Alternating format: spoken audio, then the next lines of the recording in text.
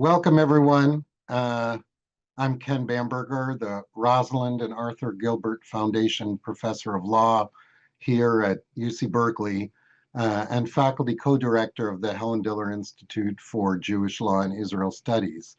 And I'm so pleased to welcome you to our first webinar of the semester, a conversation with David Horovitz, the editor-in-chief of the Times of Israel. We're going to talk about the most pressing developments in Israeli politics and society in the context of the Gaza war and the ever-changing Mideast political landscape. And as editor-in-chief of a major Israeli newspaper, he'll lend his editorial view and reporting view to these challenging topics. This is the first of two programs. I'm really pleased that David will join us again for an editorial update in the spring. For the last 2 years, we've hosted Israeli journalists for a series of virtual webinars and in-person visits. Last year, Nadav Eyal, the year before, Haviv Rettig-Gur from the Times of Israel. And it's just an example of the work that the Helen Diller Institute is doing on campus, providing a rich forum for the exploration of the breadth and the complexity of Israel and contemporary Jewish issues, with dozens of courses on Israel, a new Israel Studies minor, a robust undergraduate fellows programming, and ongoing programs like these. And please refer to our website and social media and email blasts for upcoming programs. I'll flag one in particular for webinar watchers. We'll be doing an online event on September 30th. Featuring former Israeli Prime Minister Ehud Olmert and former Minister of Foreign Affairs of the Palestinian National Authority, Nasser al-Kidwa, entitled 30 Years Since Oslo, Why Did the Accords Fail, and Can the Israeli-Palestinian Peace Process Be Salvaged? And this program is co-organized with our dear partners at the Nazarian Center for Israel Studies at UCLA, and it should be a momentous event. And I encourage you to look out for the sign up for that. Lastly, I'll say all of the programs and activities and events of the Institute depend on philanthropic support from the community. So we thank you for your continued support. Today, I'm honored to welcome David Horovitz. David is the founding editor of the Times of Israel, the world's most read English language news site covering Israel and the Jewish world. He's a former editor of the Jerusalem Post and the Jerusalem Report. And he's also, I want to say, a former Friedkin Senior Fellow here a number of years ago at the Institute. And we are extremely happy that he's part of the Diller Institute community and that you've agreed to come back and talk with us this year a number of times. I'll note that in 2024, the Times of Israel had almost 1 billion page views and over 90 million unique visitors. Independent and nonpartisan, the Times of Israel also publishes a Hebrew site, Zman Yisrael, and in French and Farsi and Arabic. David, what a pleasure it is to have you back. Thank you, Ken. Thanks very much for inviting me. Sure. You and I spoke on Sunday as we thought about what we should talk about today. And between Sunday and today, you know, so many things have happened. But I still do want to start by asking you the question. These have been monumental number of years for Israel, focused around the war in Gaza. And you're here as a journalist, as an editor-in-chief. How has it been to cover the war, given some of the restrictions on you being able and your staff even being able to go into Gaza to figure out what's going on? Yeah, it's a very important question. I mean, I'll just put it in the context of how Israel is feeling and the sense in which we're doing our work, which is it's really still utterly in the grip of October the 7th, 2023. that was the single worst day in terms of killing Jews since the Holocaust. And it was an attack across a border from which Israel, had withdrawn. There was no Jewish Israeli presence in Gaza. Israel had pulled back to the pre-67 line, and it was an attack by or across the border by the enemy, I suppose, on the frontier that Israel was least worried about. If you listen to what the chief of staff of that time, who's no longer in his post, Herzl Halevi, has said many times since, he was least worried about Gaza. The Israeli army and the political establishment, the leadership, was in the grip of the polite word, I suppose, is a misconception, or even politer, an assessment that Hamas was not intending to attack, that all the signs that were there were bravado or should not be taken seriously. And therefore this, incredible letting down of the guard and terrible consequences. 1,200 people killed, 251 taken hostage. So we're now 23 months later. Hamas is not the terror army that it was with 24 battalions, but it's still relatively potent. And in terms of there being any alternative leadership in Gaza, no, it's Hamas or the Israeli army. They're the only forces that are present with any significance. And Israel has yet to really square the circle, I think, of whether sustained military pressure is going to get the hostages back, even as Israel tries to further weaken Hamas. And, is it in fact the case that sustained military pressure, and Israel is now increasingly, the IDF is increasingly moving into Gaza City, one of the last major Hamas strongholds, with tremendous controversy within Israel, whether this is going to get the captors to kill the remaining 20 hostages who we believe are still alive, whether this will expedite their release, and so on. So we're very divided over basic aspects of the war. And then to your question, this is, for a journalist, Israel the last few years has become increasingly challenging. Journalism in general is increasingly challenging because if you're not fast, you're irrelevant, and if you're too fast, you're inaccurate. And finding the balance between that is very difficult, adding to the fact in an environment in which people are getting their news with shorter attention spans and lots via social media and so on. So it's a really challenging period.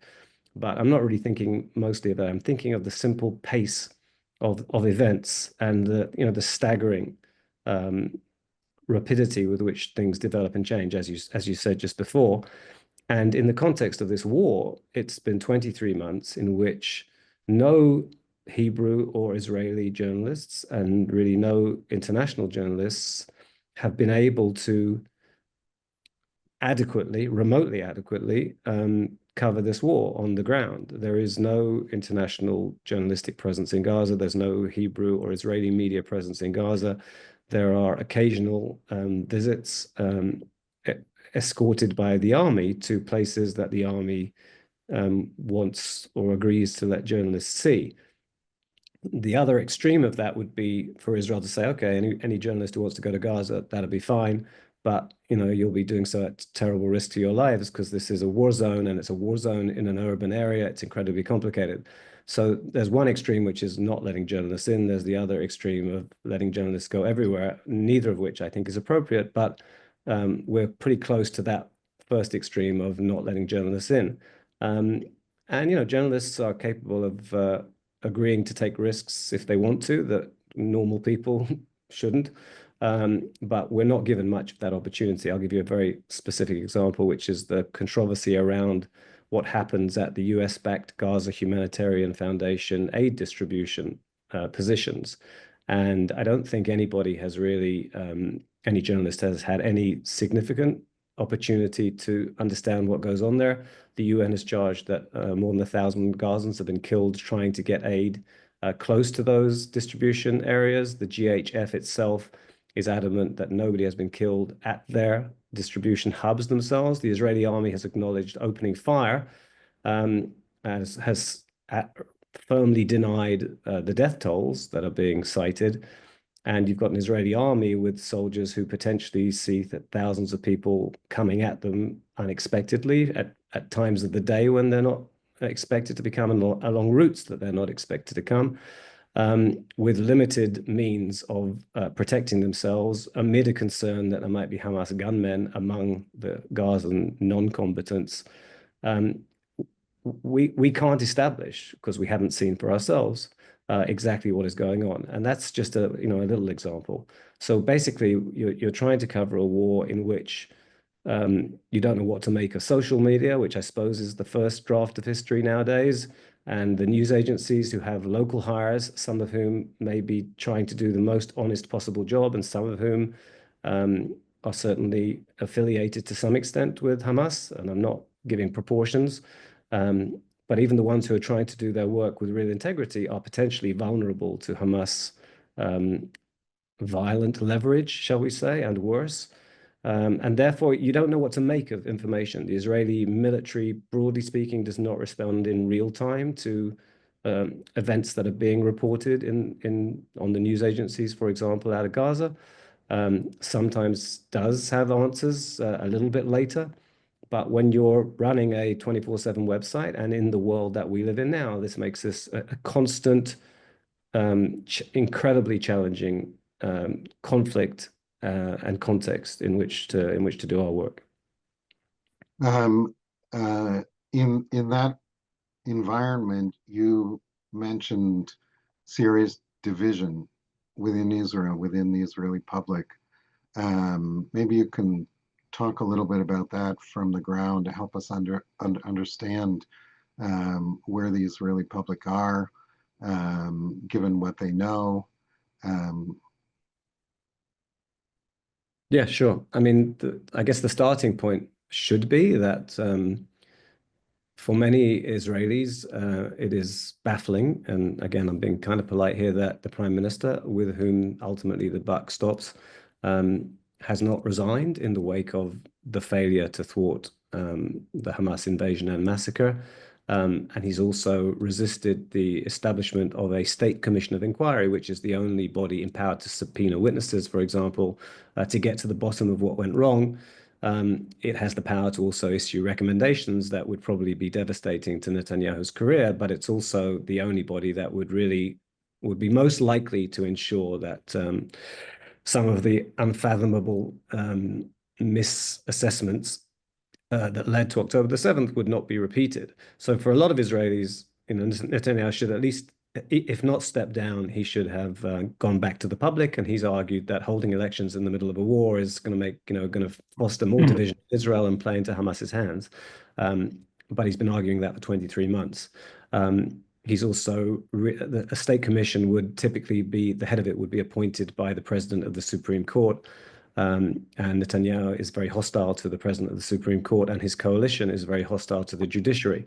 And in Israel, the only real break on abuse by the political executive, or the political echelon, is the judiciary, because we don't have a legislature that has independence when you have a fairly solid coalition, as Israel does under Netanyahu.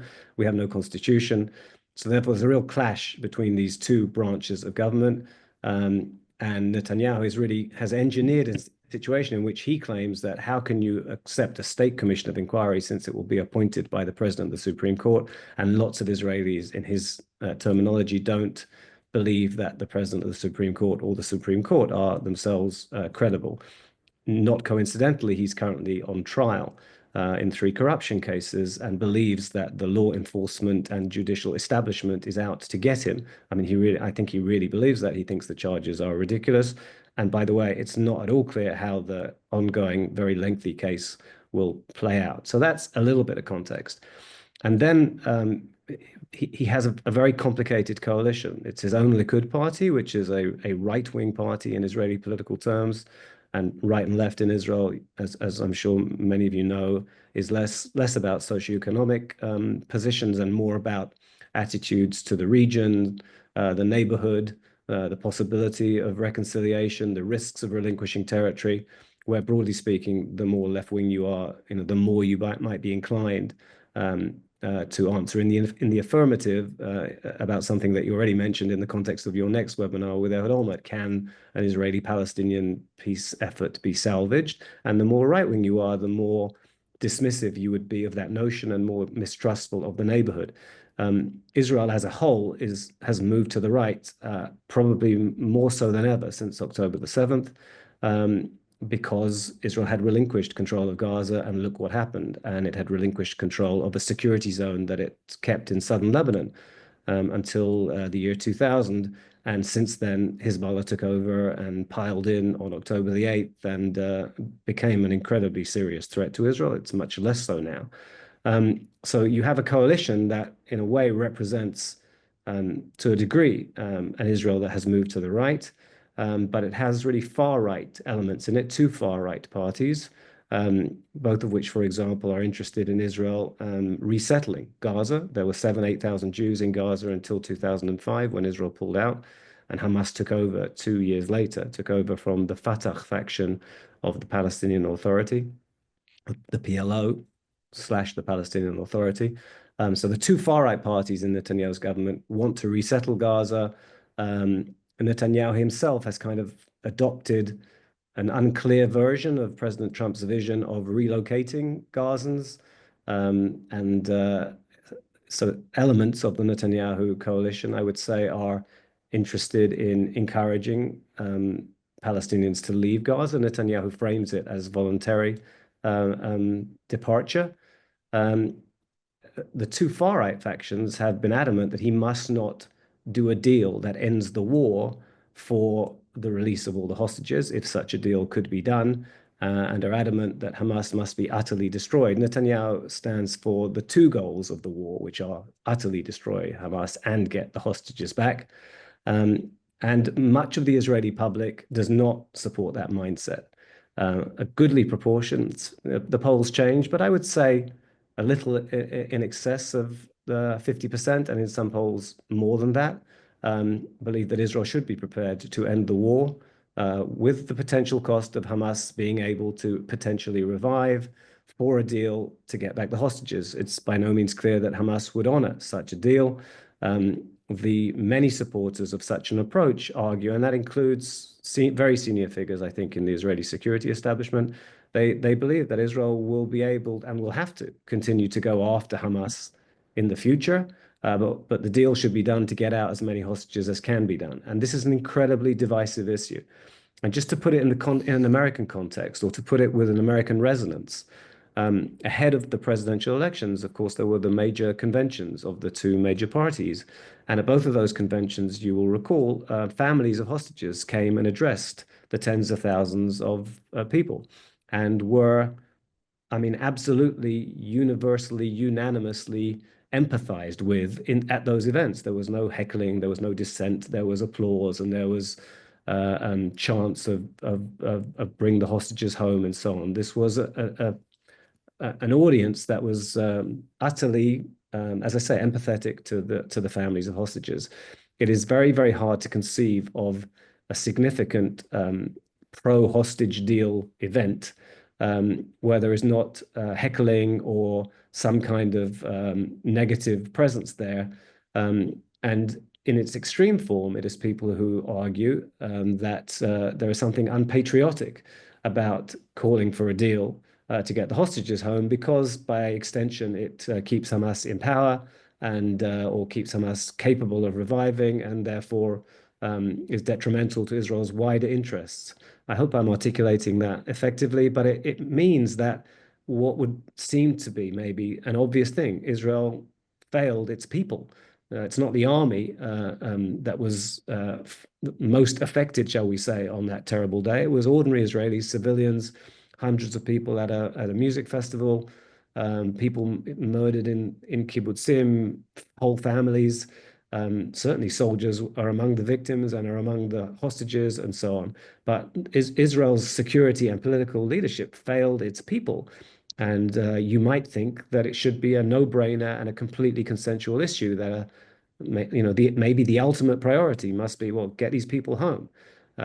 We should remember that Netanyahu did a deal many years ago in which 1,027 Palestinian security prisoners were released for the return of a captured Israeli soldier. He was captured by Hamas inside his base in southern Israel. 1,027, including Yahya Sinwar, who was the architect of October the 7th. were freed for Gilad Shalit. And therefore, many people ask, why is Netanyahu resisting a deal when there are 20 living hostages, some of whom we know to be being chained, many of whom we know to be being tortured, many of whom we know to be being starved or close to it, because Hamas has released videos and the testimony of released hostages who were with them. But it's not a consensual issue. It's an incredibly divisive issue. And maybe Yeah. just I'll end the answer here. Sorry for going on so long.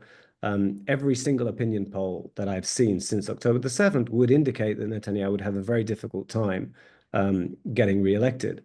In most polls, he doesn't come close to getting the 61 of the 120 Knesset seats that he would need. But I think the division is probably less unfavorable to Netanyahu than those polls would suggest. He's a very effective politician. We don't know what happened with the strike on Qatar, on Hamas leaders in Qatar yesterday. We don't know definitively what happened. If it turns out to have been more successful than Israel currently thinks that it would have been a moment that would have raised Netanyahu's popularity potentially, and it may yet. So it's a very volatile national mindset electorate. But the core point that I'm making is it's incredibly divided, even over something like the need to get the hostages freed, more divided than you might reasonably think. On top of that, there's also the kind of strategic and capacity question, right? You mentioned that the judiciary is currently the only pressure on the political echelon in terms of accountability. But almost ironically, it's the military leadership and the Shin Bet and Mossad leadership who have been pushing back against the political echelon in terms of expanding the war to Gaza City. Is your sense that that's going to go ahead? And maybe before you answer that, I realize asking a journalist to predict the future, you're the wrong guest for that. But maybe you can kind of share what the debates are going on there. I'll tell you too, my sense from having been in Israel this summer is Israelis are tired, and the burden on so many Israeli families has been great. Not even taking into, or in addition to, the toll, the terrible toll of death that's happened for Gazans. So what is the prediction that I'm not going to make exactly? Oh, I'm just asking you to tell the future. Yeah. But Okay. you might have you being there and talking to folks, you might have insights as to whether this might go ahead or not, and what the various factors are.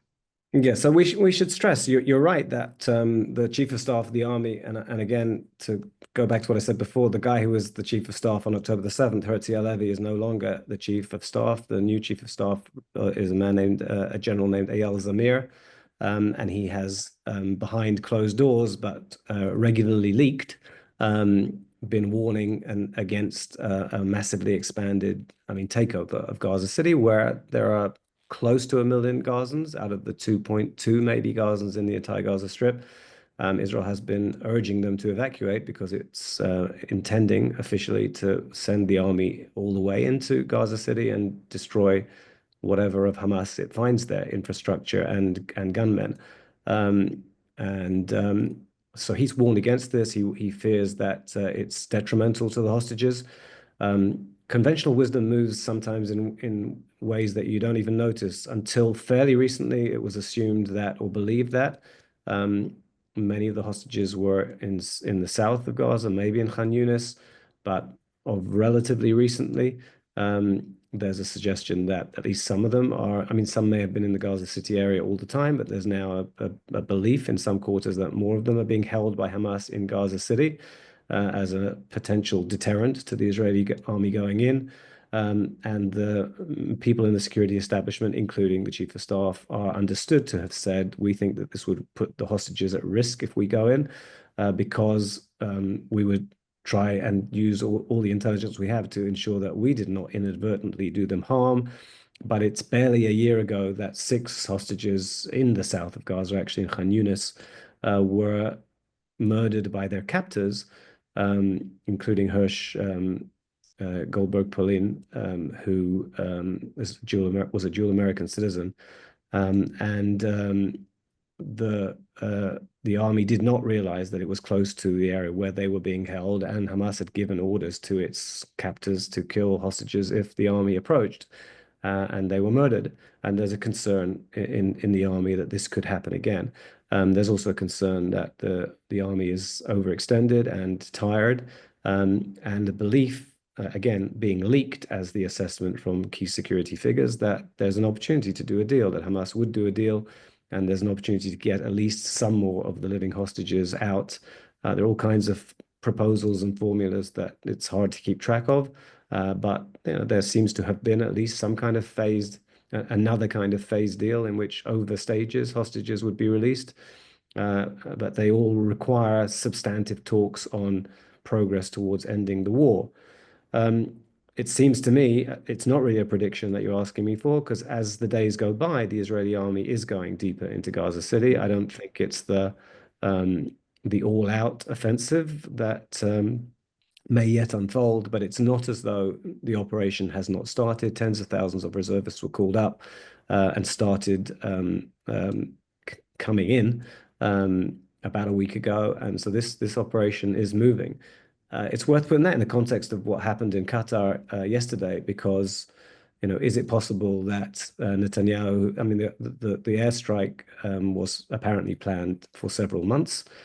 Is it possible that Netanyahu saw this as a potential turning point, that he would preside over the killing of all essentially of Hamas's leaders outside Gaza?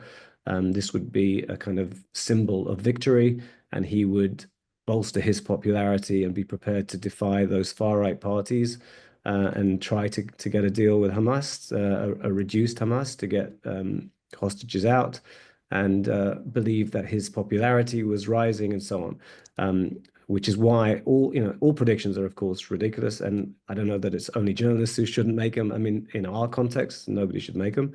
We just about maybe know what happened today, and we're really not even sure of that. Right now, we're not at all sure about what happened yesterday and the results of what happened in Doha.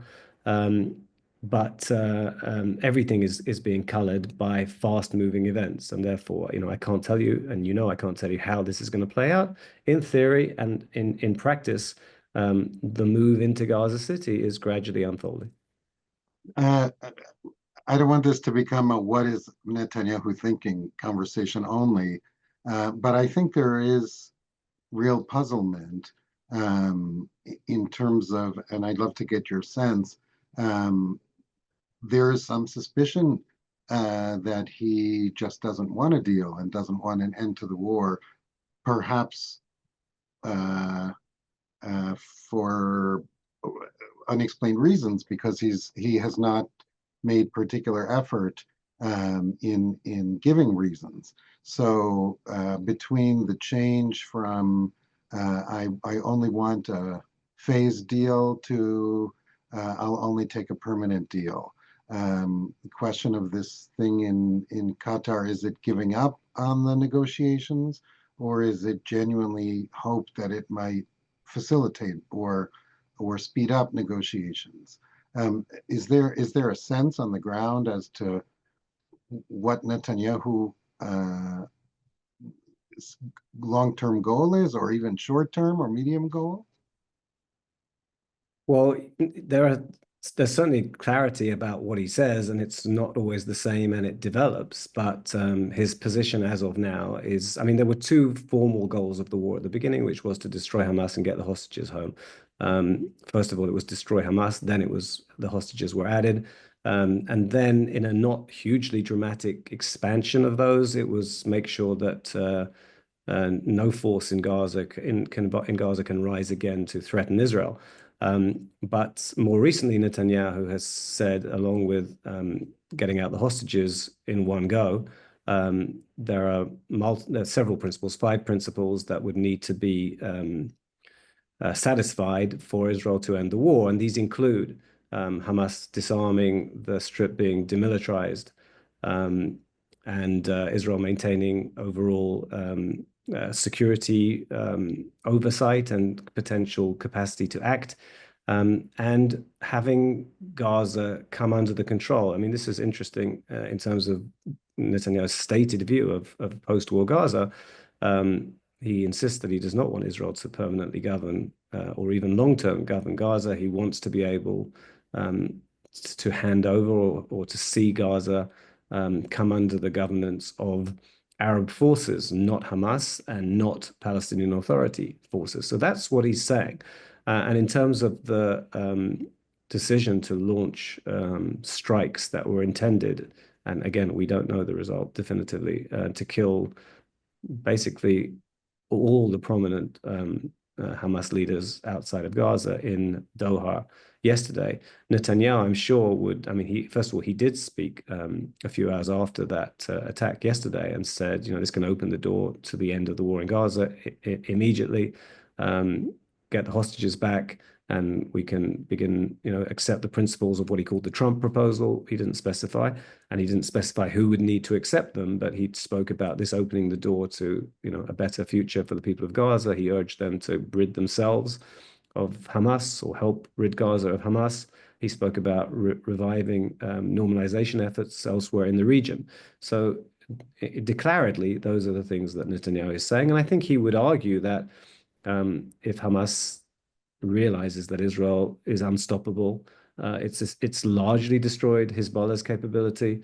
There was, as you know, a 13-day war against Iran in June that at the very least set back the Iranian nuclear program by most credible assessments, and radically set back their ballistic missile capabilities, which had risen to the level of an incredibly serious threat.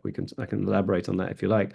But Netanyahu, I think, would argue that, and in fact does argue, an Israel that is perceived to be extremely strong and determined to track down its enemies wherever they are. And as he said last night, Jewish blood, now that there's a state of Israel, will not be spilled without cost and consequence, and the people who do it will not get away with it. He would, I'm sure, argue that that's the only way to make Israel safer, make the region safer, including for the residents of countries where they are dominated by extremist regimes and so on. So he would make a very potent argument for why his policies are essentially aimed at tackling extremism and liberating people from the dangers posed by Islamic extremism. Somebody in the audience just asked a question as to clarifying question. When did release of the hostages become the stated goal? Yeah, I can't give you a date. It was fairly soon afterwards, but it was not. I mean, I don't think they would have, if you'd asked them, they would not have said that's not a goal. It was just the initially stated goal at the very beginning was, well, we have to destroy Hamas. They're vowing they did this terrible thing to us, and they're vowing to do it again and again unless we stop them.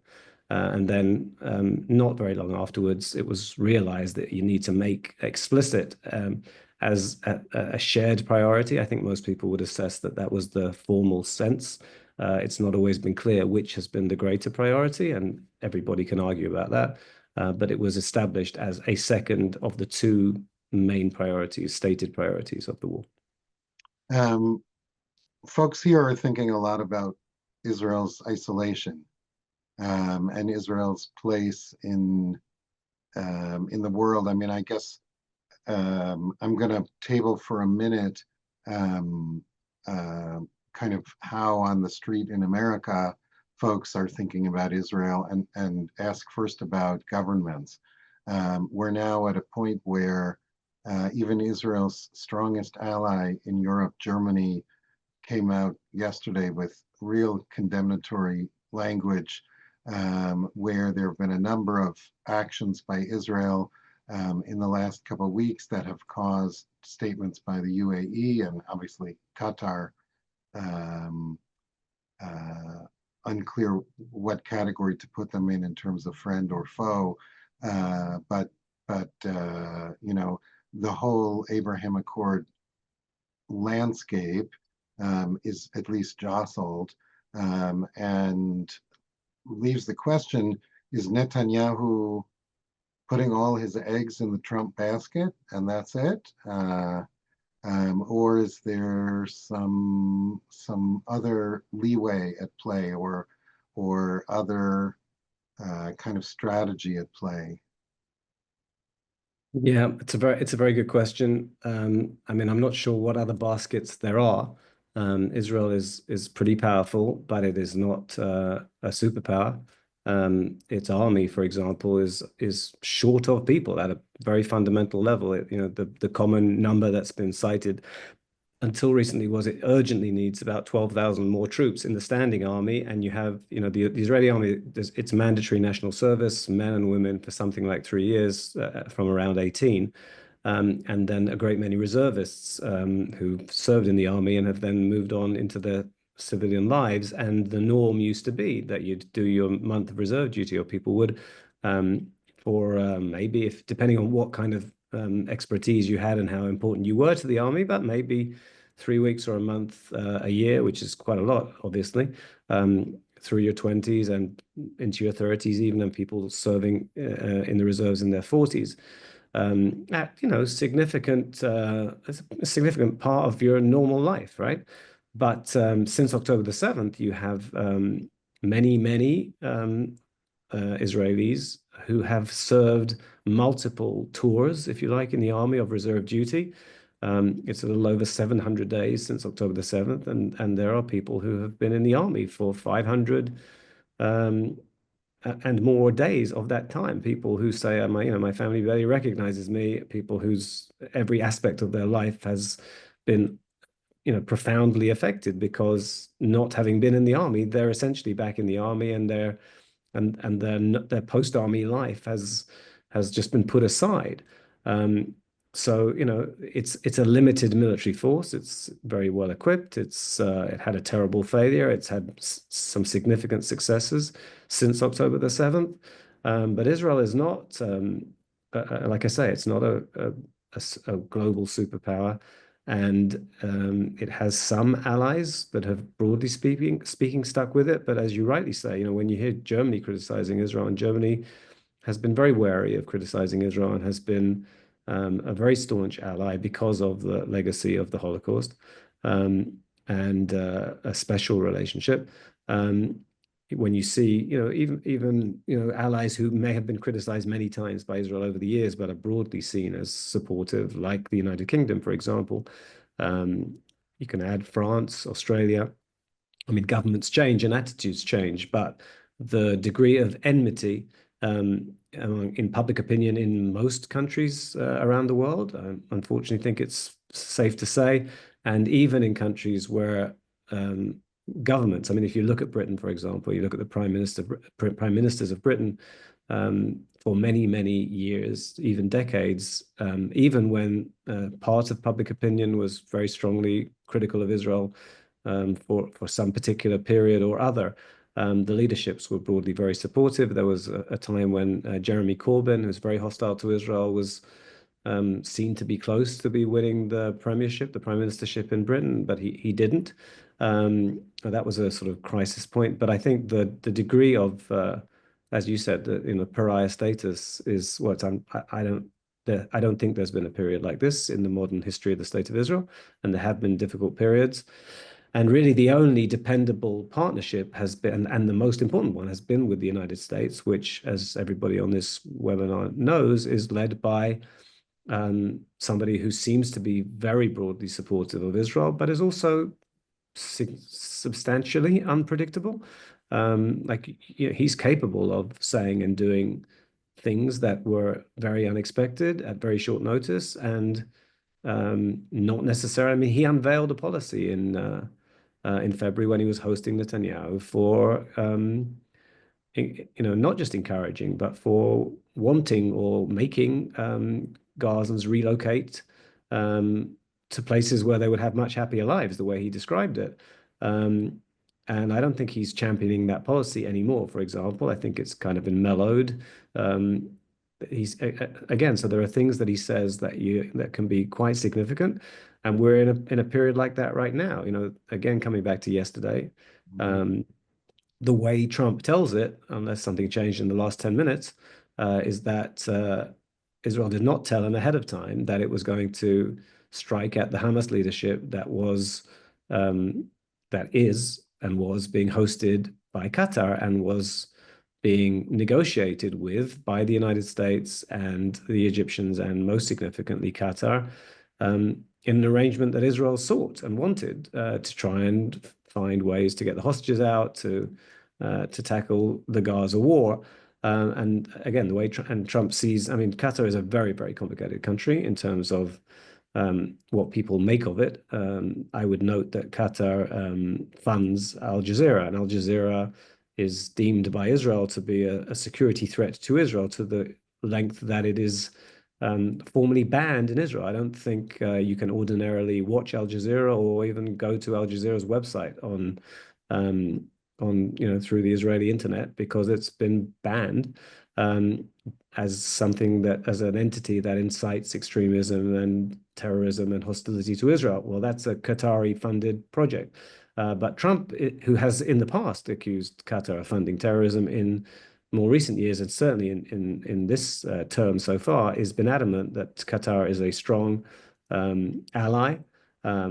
He's talked very positively about it in the last few hours. He visited Qatar in May on his first trip to the Middle East in this term. He did not come to Israel on that trip. And he's publicly very angry, very upset, not thrilled that Israel struck Hamas inside Qatar, the breach of Qatar's sovereignty to carry out that attack. He said, the goal of destroying Hamas is a worthy goal, but you shouldn't have done it in Qatar, and you didn't tell me about it. Now, we don't know what to make of that. Is it conceivable that Israel did not tell the United States, which has all the tools necessary in that particular part of the world, including the biggest American base in the Middle East, to know exactly what Israel would be doing ahead of time? But the Trump and White House account is that they saw the Israelis approaching on the radar, confronted Israel, and Israel acknowledged that it was about to strike at Hamas in Qatar. So sooner or later, I think Trump has promised a lengthier statement than the things he's said so far. But if you're asking me, who else is there on whom Netanyahu can reasonably depend, that really matters? Nobody apart from Trump. And if you're asking me if we're missing something, because isn't there a danger of putting all of Israel's eggs in that basket? I think we're at the point where it's not clear at all where that relationship might go. I mean, Trump has been angry with Israel before, including at the very end of the Israel-Iran war, and that passed fairly quickly. And I think he's less incandescent this time so far. But if his account is indeed absolutely the way things played out and the way he feels about it, that's going to be problematic for Netanyahu and by extension for Israel. It is a curious choice to make if that's true, if Trump's account is true, of how to deal with your only basket, where all your eggs are. Do you think that there's a real sense as of that international relations are being destroyed and that Israel is becoming more isolated? Do you think there's a sense that that's true, but it doesn't matter to decision makers, or do you think they're fooling themselves? So I think it's true. I think it matters greatly.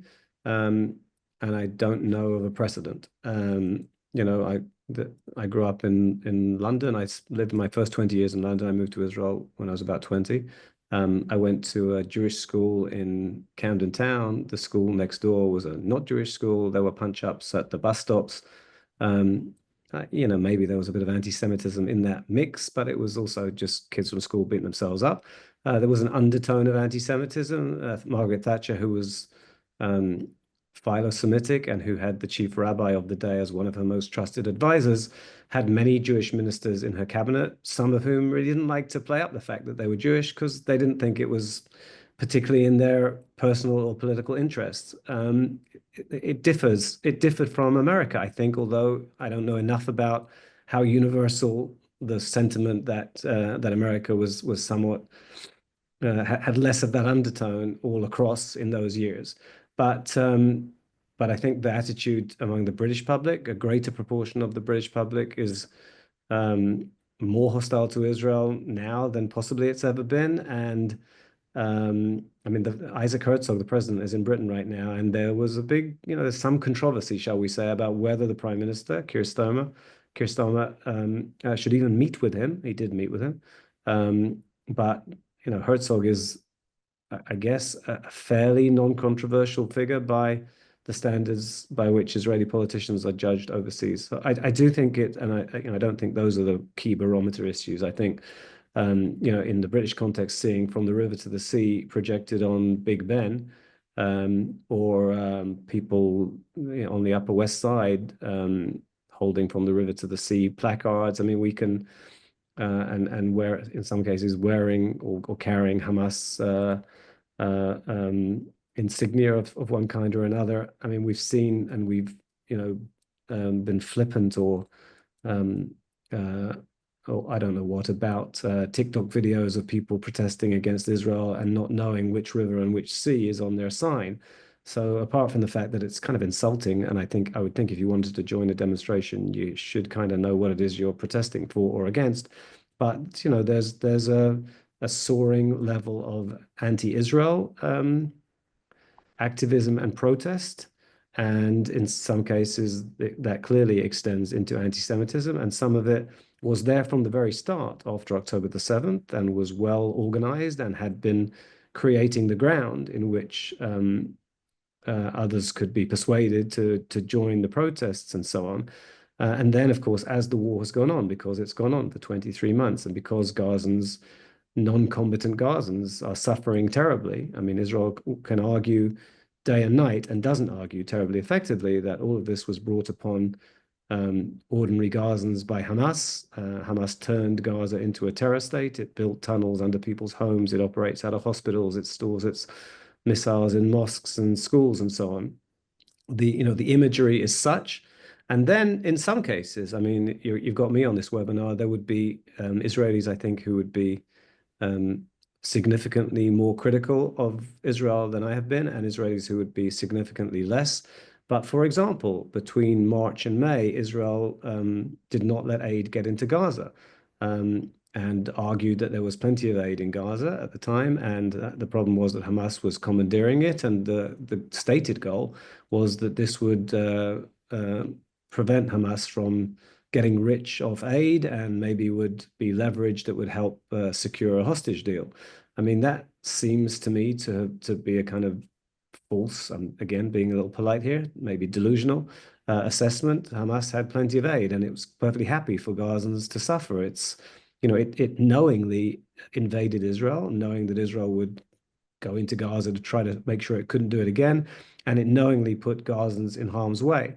But if you then withhold aid for 11 weeks, as Israel did, you should not be surprised that Hamas would try to profit from that propaganda-wise, especially as Israel has very weak public diplomacy, which is a whole issue and subject of itself. So, it seems to me that Israel would have been better flooding Gaza with aid all the time, so that it could not be used as leverage. And by the way, have hospital ships off the coast and drop aid packages with pictures of hostages and a phone number if you had any information, and not allow itself to be represented as causing unnecessary suffering to people who are not fighting against it, to non-combatants. I appreciate you. That was going to be my next question. A number of our listeners or viewers asked about the humanitarian situation and the food situation in Gaza. And obviously well, you raised a number of things in that direction. First, that it's hard to know exactly what's going on the ground without journalists being allowed in, without independent journalists being allowed in. Obviously, there's a structure by which Hamas has taken control of a lot of aid. Israel makes a policy decision between March and May that uh, uh, seems ill-advised and certainly not to have led to any outcome that they said it would lead to. And so whether there's hunger in certain parts of Gaza versus all of Gaza, or whether it's because of particular policies or incompetence or the real challenges of getting it out, what can be done now, and what's the responsibility around food security now? Well, what's been happening since May is that Israel reversed course, and it enabled a much greater. I mean, it first of all let aid start going in, and it made sure that a great deal of aid went in. The Gaza Humanitarian Foundation, which I mentioned before, is distributing considerable amounts of aid. It's an American-backed project. It's setting up new hubs right now in this period. And I basically, you've had. I mentioned the far right parties in the government. So one of them was adamant that so he would bolt the government if more aid went into Gaza, and then he oversaw or was involved certainly in the allocation of funding, of Israeli funding, to make sure that considerable aid was going into Gaza. So it was maybe a lesson somewhat learned, but at terrible cost, including, I mean, especially obviously for Gazans, but in the context in which we're also talking about it now, in terms of how Israel is perceived. If I argue most emphatically that the original sin here is Hamas's, and right back to in Israel had left the territory, wanted to believe that it was done with Gaza, and Hamas could have built in the very beginning after Israel left Gaza. Palestinian expats were investing in Gaza, and I remember going to a hotel near the beach in Gaza. I mean, people who have not been to Gaza, when Trump spoke about a potential Middle East Riviera, I mean, it sounds truly absurd, but it's not as absurd as you'd assume that it is, because potentially Gaza has very nice beaches in a very different environment, in a different era, with different leadership. And then, as Israel wanted to believe that it was done with Gaza, Hamas exploited that and geared up and invaded. And like I say, had already prepared 24 battalions deployed all through Gaza. I mean, the tunnel, the underground system, I think Israel thought that it knew what they had done, but I think it has been constantly shocked by the extent, sophistication, depth, physical protection of this underground, this underworld. And a lot of this has not been, I think, absorbed or highlighted in as much reporting as it should be. The extent to which, I mean, commandeering hospitals, holding hostages in hospitals, control rooms under UN headquarters, data centers, and so on. The original sin, like I say, emphatically attaches to Hamas, and there were people who, from the very beginning, as I said, were not prepared. Wanted to brand Israel's right to defend itself as unacceptable. You hadn't, you have no right. Boycott Israel, divest from Israel. Those demonstrations and campaigns began very soon after October the 7th. But since then, Israel has not been astute. And by the way, I would add to that, in terms of its own perceived interests. I've tracked this the whole time, and we talked before about the potential irony, I suppose, of the security establishment being more wary and more concerned than the political echelon about policy choices. But through the whole period, the security establishment was saying, okay, but we're doing this, that, and the other, and we are degrading Hamas, and we're tackling this battalion, and we've taken all these factories that were manufacturing missiles, and we've killed 22,000 Hamas and other gunmen. That's the official Israeli figure as of last month. That's the last time that they issued a figure. But what are you doing to begin the process of enabling some kind of other civil governance in Gaza, some kind of alternative to Hamas that we will be handing over to? Now, Netanyahu argues that I can't do it because nobody's going to come in here unless or until it's completely safe. But at the same time, as I mentioned before, he's ruling out not just Hamas, which I think all Israelis would not want to see, and maybe many Gazans would not want to see governing Gaza, but the Palestinian Authority. That's more complicated. By the way, not a perfect anything. But I guess on the relative scale of things, and I don't know if there's any point in suggesting something constructive as opposed to just talking about it. But maybe some people in this webinar have contacts.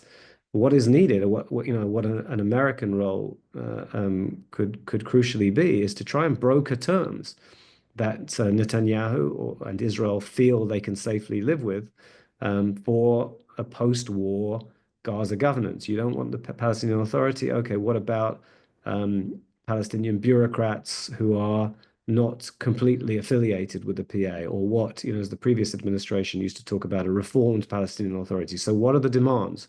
What needs to change? How can we build a mechanism? Because if there is some kind of legitimate Palestinian presence in the governance of Gaza, then you could have people like the Egyptians who have a real interest in stability in Gaza being more willing to be more involved in a post-war Gaza, perhaps with some kind of American oversight. And the reason I say this, which sounds a bit Pollyanna-ish, is first of all because it's essential, and second of all, Lebanon gives you at least a bit of a direction. You have a new government in Lebanon. It does not want Hezbollah to be a potent army, which is what Hezbollah was. It wants Hezbollah to give up its arms. There's a battle, literal battle, that is starting to play out in Lebanon, but it's an internal battle where the elected government is trying to. I mean, I'm not an expert on the extent to which one could describe the Lebanese electoral process as ultra-democratic, but the government of the day is trying to marginalize and ensure that that Hezbollah is not a potent military force. It's much harder to do that in Gaza because at the moment there's no credible alternative at all to Hamas. But surely I would think that that's the way forward. And there, I think there's a role that maybe the United States can play. Israel can't do that. And in fact, I believe Times of Israel reported just a couple of days ago that there were sketches on those lines being negotiated through Gershom Baskin that would kind of set up such a system with some Palestinian participation and moderate Arab states under U.S. auspices. Who knows? Yeah. Well, there are various initiatives, but I don't think that. I mean, we've heard that Jared Kushner has been charged by President Trump with working on a day after Gaza plan. Tony Blair has been involved to some extent. I'm not sure how. I mean, Steve Witkoff, the American envoy, said 2-3 weeks ago that Trump was about to host a large meeting on the plan that America is working on, a comprehensive plan for the day after in Gaza. In the event, it was a discussion that other White House officials said was fairly routine and lasted maybe a little more than an hour. So I really do think that maybe there is constructive work that could be done. So a number of questions coming in related to your positionality as Times of Israel editor-in-chief.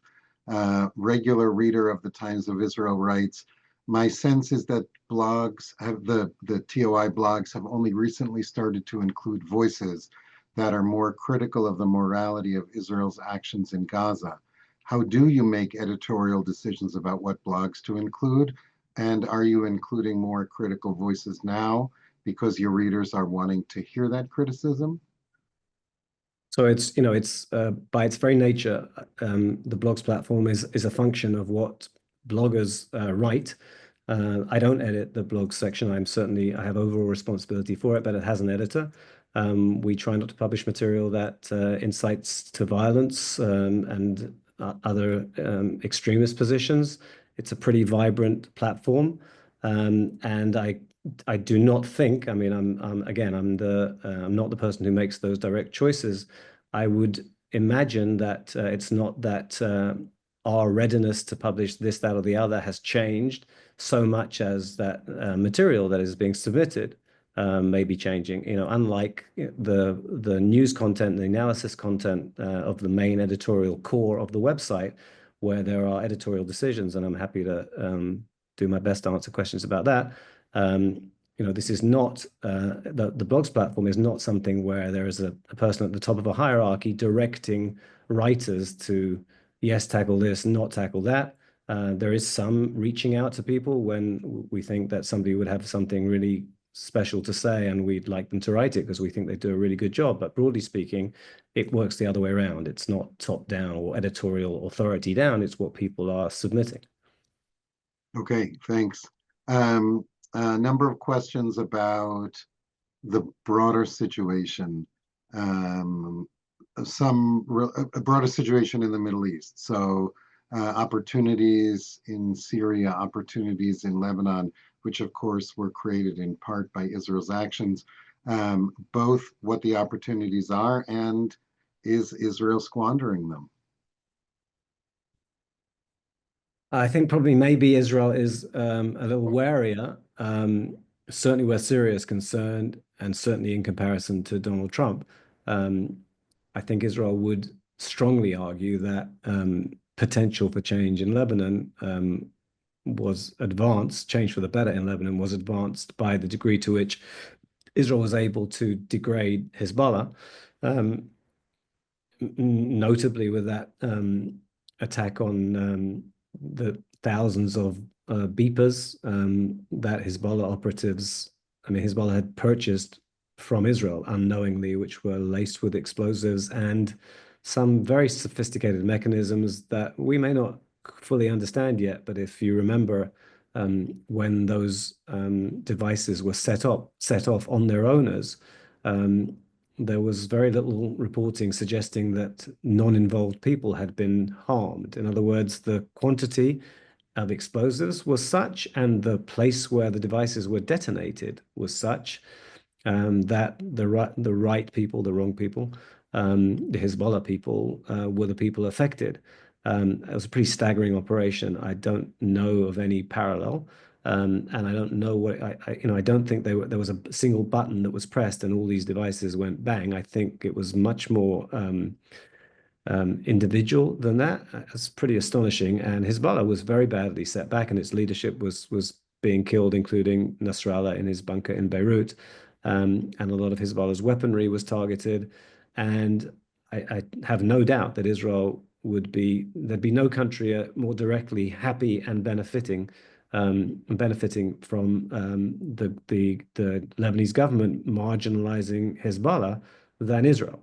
It's wary, but that's what it would want to happen. That's what all Israelis would want to happen. And there was a time a few years ago when Lebanon appeared to be moving in a really positive direction, and that was not the case. And maybe this is an opportunity. Where Syria is concerned, Israel's really wary, and you saw immediately after Assad fell, for which Netanyahu has indeed claimed that Israel and he deserve real credit, that there was concern in Israel that the new regime, remember the leader of the current, I think he's the acting president of Syria officially, had a $10 million American reward on his head as late as the end of last year.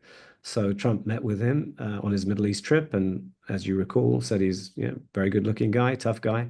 He's got a tough job. I'm paraphrasing, but it was something like that.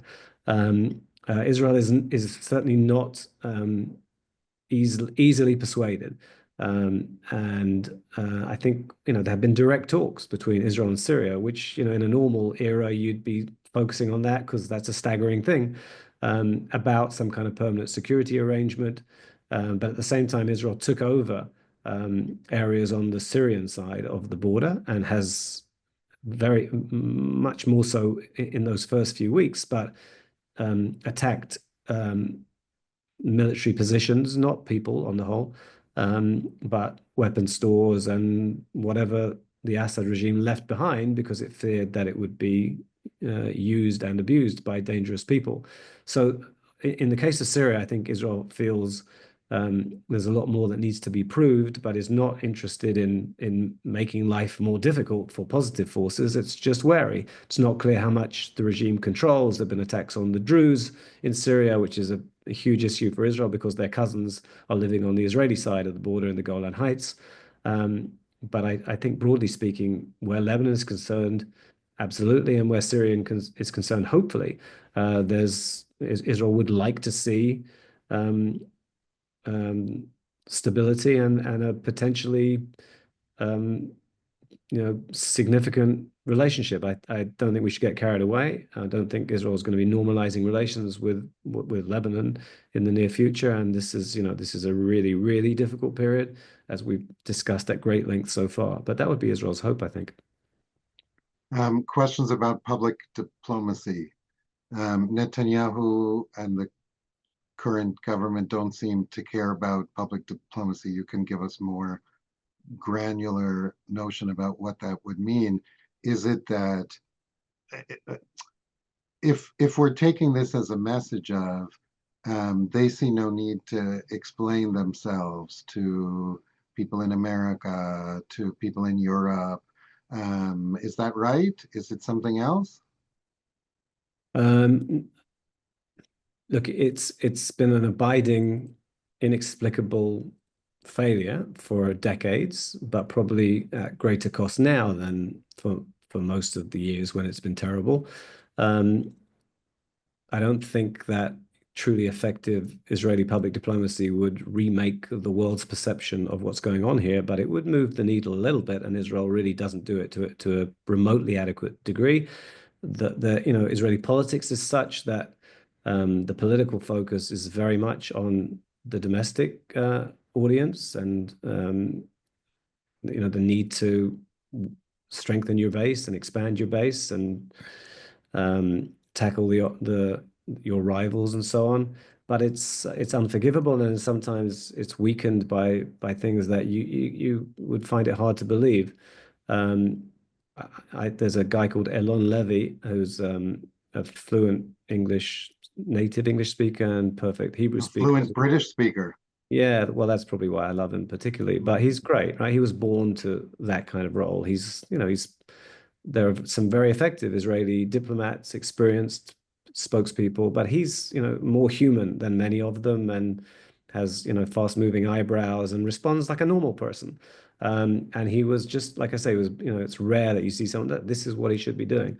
And he had previously been an advisor working for President Herzog, and between working for Herzog and October the 7th and a call that came from the office in the Prime Minister's office that deals with public diplomacy, he, like many hundreds of thousands of Israelis, had joined demonstrations against the constriction and attacks on the independence of the judiciary. And the way I understand it, and I actually had a very, very long interview with him, it was more than a year ago now. He was basically suspended until further notice by the Prime Minister's office once it became an issue that he joined protests against government policy. Apparently, reportedly, partly due to the intervention of Mrs. Netanyahu, who sometimes is widely believed to be quite an influential person. Basically, they kicked him out. And they kicked him out because, like hundreds of thousands of Israelis, he'd been at demonstrations to preserve the independence and integrity of our judiciary. And that's, ridiculous. And it's suspended until further notice. It became obvious to him that there would be no further notice. So he's basically set himself up as an independent advocate for Israel or explainer of Israel. But that's a tiny little insight. But as a journalist, for example, all good media that wants to understand what's going on and wants to be able, when there are conflicting narratives, wants to, at the very least, know what the two conflicting narratives are. We are hampered, as are all good journalists, by the failure of Israel to supply anything like a effective real-time response to anything. I mean, we heard a few months ago that several hundred million shekels, which is maybe somewhere between $100 and $2 million were set aside and allocated to the foreign ministry to do something relating to media. And I, in my abiding naivety, thought, oh, they'll set up some kind of, place. And hey, this is just being reported out of Gaza by Reuters. Can you find out what's going on? What does the army have to say about this? Because the army's, all they're telling us is that they're checking it, for example. But it's not that at all. I'm not entirely sure what it is, but it certainly isn't that. So, on the 17th of October, 2023, when Hamas claimed that an Israeli missile had blown up Al-Ahli hospital in Gaza, and Hamas claimed 500 people dead, and the Israeli army said that we're checking into it. There was actually nobody for 3 hours in a non-military uniform saying anything at all. Even something as basic as, well, we don't target hospitals. We can't imagine that this is anything to do with Israel, but we are looking into it. Even those basic words, nobody in officialdom was saying them. Lots of commentators and experts were saying it. And, I don't think that was forgivable on October the 17th. It took 3 hours for official Israel to say stuff. Israel had not blown up Al-Ahli hospital. It was an Islamic Jihad missile that fell short and caused devastation there. 2 years later, almost 2 years later, to broadly be in a similar situation. Again, this is not my job, but we are, anyone who wants a clearer sense of what Israel asserts is happening in minute by minute, day by day events, is affected by the absence of any kind of genuinely effective hierarchy putting out what Israel asserts is happening. One more thing. I mean, I meet with groups who come to Israel quite often, and some of them are quite prominent figures and are very supportive of Israel instinctively and with track records. And some of them have told me, including members of parliament, they want to stand up and say stuff when Israel is being attacked and in some cases traduced and in some cases misrepresented. But they often feel that they don't have enough expertise and they can't get material that if they said it, they would not be at risk of being proved to be inaccurate. They don't want to be inaccurate. That's extremely unhelpful. So, even some of Israel's staunch allies are affected in their capacity to explain because they don't have credible, fast enough material. I'll just ask one last question and then we're out of time. But you think that's an attempt to avoid accountability by not answering questions, by not standing in front of journalists and saying, this is what the prime minister is saying, what other questions can I answer? Look, I'm not saying that there aren't people who do stand up. I think there's a media briefing every day by somebody in that hierarchy, but it is not prioritized. It is not sufficiently financed. There's no, discernible recognition that in this day and age, even more than ever, the second battlefield, if you like, matters as much, maybe even more than what is happening. It's what people think is happening is really important. I'm a journalist. I'm not talking about spinning stuff. I'm talking about basic, credible information. I think there may be some defeatism, but I also think there's a lack of prioritization. And it's incredibly problematic. All right. David, thank you so much. So many issues and so many tough issues and so many down issues. But we're so glad to have you here to kind of explain things for us a little and set the table for us. We look forward to having you back in the spring. And I encourage all of you watching today to join us at the webinar in 2.5 weeks with Ehud Olmert and former Minister Nasser al-Kidwa talking about a potential future for peace. All right, take care. Thanks very much.